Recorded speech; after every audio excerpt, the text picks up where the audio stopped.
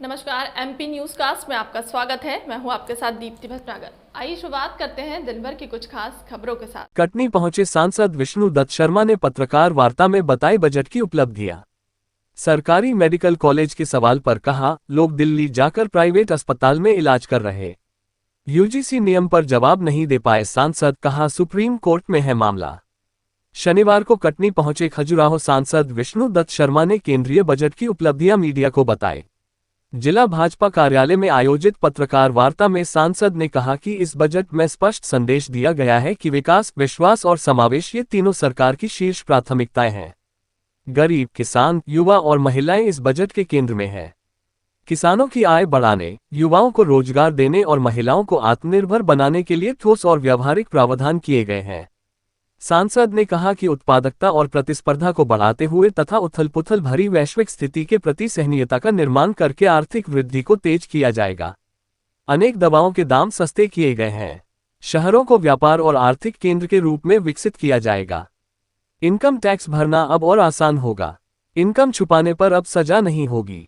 पत्रकार वार्ता में कटनी को सरकारी मेडिकल कॉलेज दिलाने के सवाल पर कहा कि लोग दिल्ली जाकर प्राइवेट अस्पताल में इलाज कर ही रहे हैं।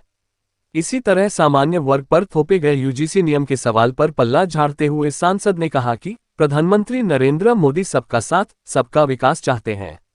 यह मामला सुप्रीम कोर्ट में है, इसलिए इस पर ज्यादा कुछ नहीं बोलेंगे।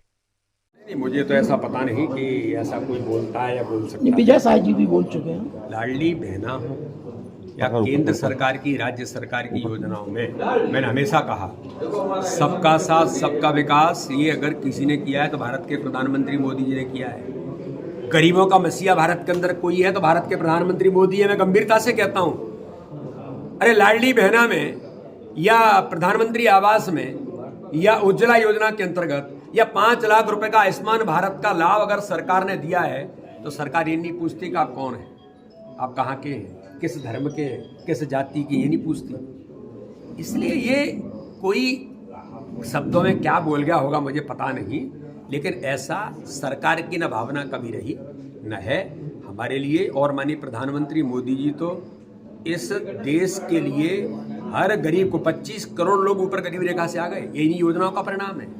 तो इसलिए किसने क्या कहा मुझे पता नहीं, लेकिन सरकार की और भारतीय जनता पार्टी की भावना जो है मैंने आपको बताई। आज कटनी में आयोजित इस पत्रकार वार्ता में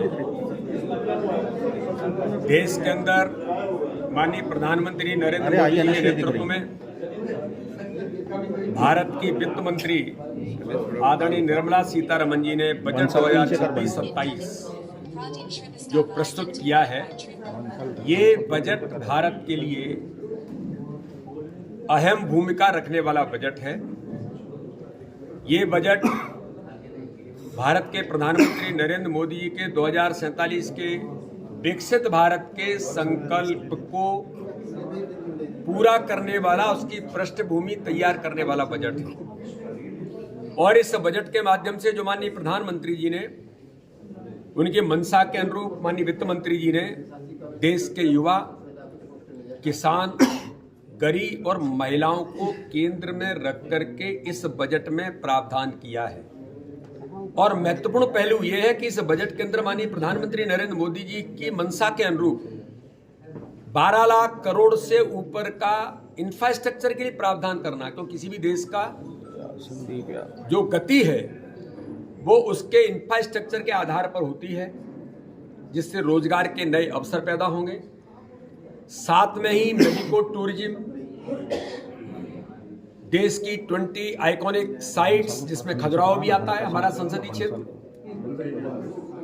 तो टूरिज्म को बढ़ावा देना और टूरिज्म में भारत के मंशा के अनुरूप गाइड, टूरिज्म का स्किल्स, ये ठीक तरीके से देश के अंदर दुनिया के पर्यटक और भारत के पर्यटकों के सामने चीज जाए तो उनका प्रशिक्षण, मेडिको टूरिज्म को ताकत देने का, जो आज के जिस प्रकार से देश के अंदर लोगों की जरूरत है और उसके लिए लोग बाहर जाना भी चाहते हैं, तो इस प्रकार के इंफ्रास्ट्रक्चर को खड़ा करना है।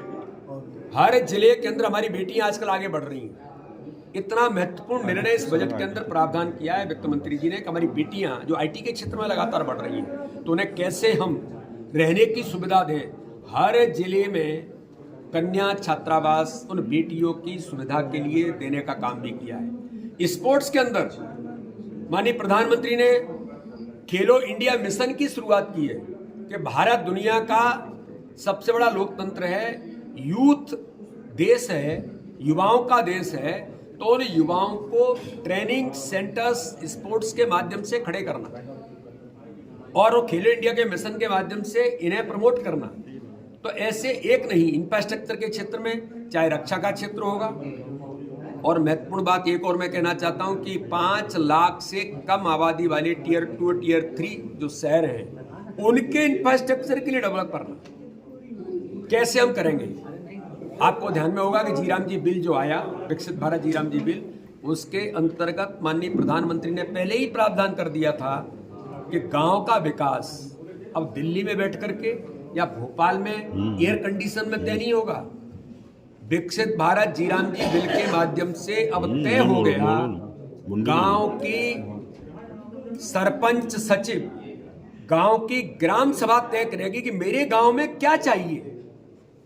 जो मनरेगा के अंदर केवल अस्थायी निर्माण कर सकते थे, अब स्थायी स्ट्रक्चर खड़ा करने का काम जीराम जी बिल के माध्यम से जब आ रहा है कि गांव की ग्राम सभा तय करेंगे, मेरे गांव में स्कूल चाहिए, मेरे गांव में बाउंड्री बनानी, मेरे गांव में खेल का मैदान बनाना है, मेरे गांव के में कुछ सिंचाई का स्ट्रक्चर खड़ा करना है जो पहले नहीं हो सकता था। तो इन सारी बातों को ताकत देने का काम इस बजट के माध्यम से माननीय प्रधानमंत्री मोदी जी ने किया है। मैं माननीय प्रधानमंत्री जी का, माननीय वित्त मंत्री जी का हृदय से बहुत धन्यवाद, आभार, खजुराहो जनता की ओर से मैं उन्हें बहुत धन्यवाद करता हूं। जबलपुर में दूसरा शासकीय मेडिकल कॉलेज मिल रहा है, लेकिन कटनी इससे क्यों अछूता रह गया? कहाँ अछूता रह गया? शासकीय मेडिकल कॉलेज से जनता सरकारी में देखिए मेडिकल कॉलेज है, मेडिकल के क्षेत्र में शिक्षा या स्वास्थ्य, जनता की सहभागिता के बिना ही नहीं चल सकता। ये 2 क्षेत्र ऐसे होते हैं और इसमें प्राइवेट इंस्टीट्यूशन भी अपनी भूमिका निभाते हैं। हम दिल्ली जाते हैं तो कहाँ जाते हैं? मेदांता जाते हैं। क्यों भैया, मेदांता भी तो प्राइवेट है। यहाँ से नागपुर जाते हैं, नागपुर जाकर कहाँ कराना है, वहाँ ट्रीटमेंट बहुत अच्छा होता है। कहाँ होता है? एक मिनट कहाँ होता है?